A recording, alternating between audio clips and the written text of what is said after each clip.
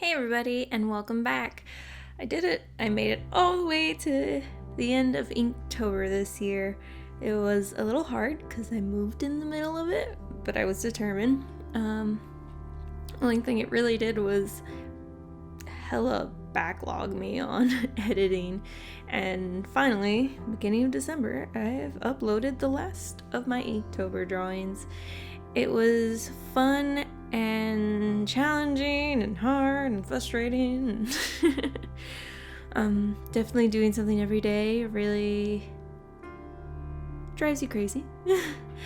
And it really did help me instill some things in me that I had trouble doing, like making sure I'm starting in the top left of the corner of the piece and working my way to the bottom right, so to avoid any smudging as the ink dries, being more conscientious of what I'm gonna do. Like I still gotta work on that a little, like in the order of how I'm gonna do things, what I'm gonna use, the color scheme.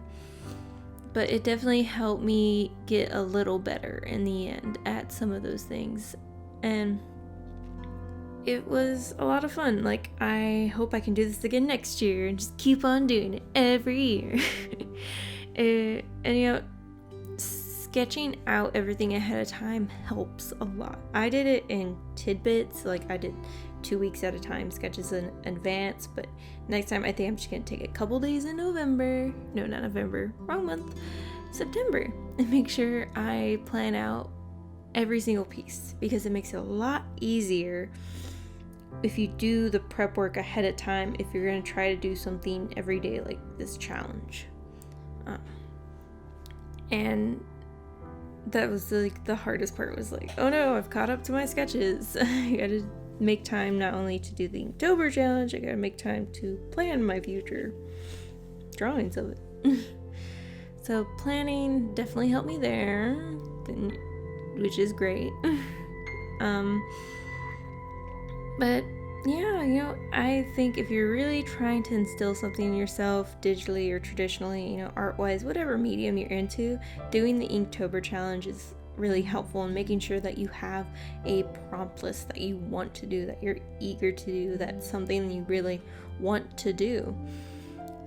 Because the motivation has to be there, the want and drive to do this, because it is really hard. You're like, oh, a simple little inking every day, but then what are you gonna ink? Is it just gonna be black and white, grayscale, colors? How detailed do you want to get into it? And all sorts of things like that. Like, how long do you want to spend on it every day? And do you have other stuff? And then surprises happen, like suddenly you're moving because stuff. But yeah, it's a great way to just instill things into you and practice something, especially if you are having a hard time with your pieces to do something, because then you're doing it every day and it's just being grinded into you, which is really helpful if there's a goal you're trying to achieve. So definitely love Inktober, and just little memos to myself, and if you're interested in improving your art or whatever, plan ahead. Planning your pieces is always helpful. Find a prompt list you like. It doesn't have to be the official prompt list. It can be your own prompt list or someone else's prompt list. And it just matters that you do it. It will not look good every day sometimes, because I know some of my pieces I did not absolutely love, but I kept it, I uploaded it, and it's to remind myself, you're gonna have ugly art sometimes, but you still gotta draw it. You still gotta keep it and look at it and let it motivate you and let it show you your growth, because sometimes it's really hard to see how we've changed and how we've grown if we don't leave anything behind.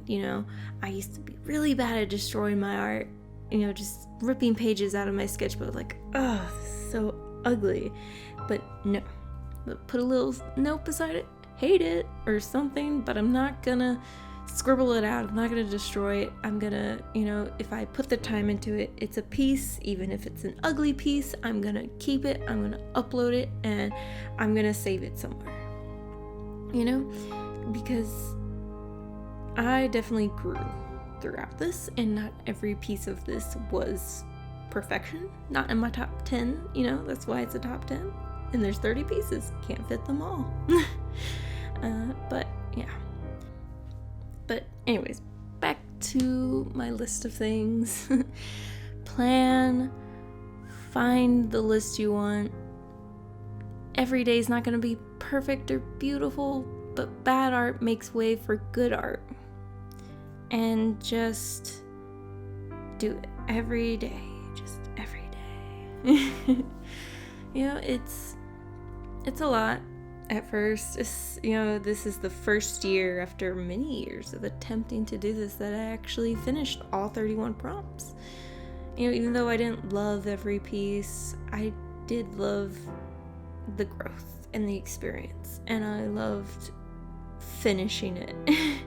There's never that quite feeling of just, I finally got there, I accomplished this, So yeah, I hope you guys loved watching me from day one to all the way to the end of here, and you have your favorite pieces out of some of these, and I hope you guys have fun with your art. It's not gonna be pretty always, but that's how we get there. You just don't have beautiful art overnight unless you're somehow a genius, a prodigy of some sort. But even then, they put in the time, they put in the work.